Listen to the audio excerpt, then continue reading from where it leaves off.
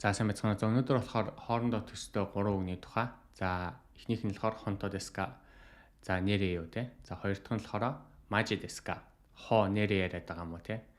За гурав дахь нь болохоор за масака арайч үгүй байлгүй гэсэн 3 үг.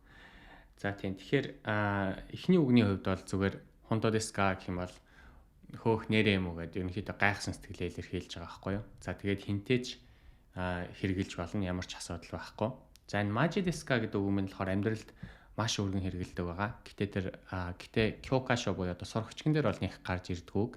Ярианд их хэрэгэлдэг. За тэгээд тэр нь болохоор жоохон сэтгэл хөдлөл орцсон. За тэгээд хоо нэр яриад байгаа мó гэсэн үг байхгүй юу. За тэгэхээр энийг болохоор яг уу дарагтайгаа хэрэглэхэд бас асуудалгүй. Яриан донд нөгөө өөрийнхөө сэтгэл хөдлөлөө илэрхийлж байх бас айгүй чухал байдаг байхгүй юу. Тэгэхээр мажи деска яг уу яг дүрмээрээ бол хонто деска гэж асуух нь зүгээр. Гэхдээ мажи деска гэж хэлэхээр энэ бол жинхнээсээ гайхаж байгаа юм байна гэсэн болдог байхгүй юу. За тэгээд дотны хүмүүстэй болох юм бол найз нартай болох юм бол мажи дэгээ явцдаг. Тийм. Тэгэхээр энэ үгийг бол маш хэрэгэлдэг байгаа. Та нарт хэрэглээд үзээрэй. За тэгээд гурав дахь нь масака тий. Масака гэхээр арайч үгүй байлгүй дээ. Ганцаараа яг тийм утгатай. Масака.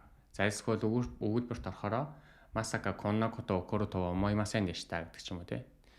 Арайч ийм зүйл болно гэж бодсонгүй ч гэдэг юм. Иймэрхүү байдлаар хэрэглээд явдаг байгаа. За тэгэхээр энэ дундаасаа ялангуяа мажи деска гэдэг үгийг бол маш хэрэгэлдэг байгаа. Тэгэхээр ярианда мажи деска гэж хэрэглээд үзээрэй. За хонто деска гэдэг чинь их хэрэглэн. За тэгээд масака ч гэсэн маш их өргөн хэрэгэлдэг үгнүүд байгаа. За мажи деска гэдэг энэ сургачгийн дээр нэг гарч ирдэг учраас та нараас хэрэглээд үзвэл ярианы илүү шизэн болоод явах хаа гэж бодож байна. Окей. За өнөөдрийн үед энэгээр дуусчин дараагийн дугаараар уулзлаа. Баяртай.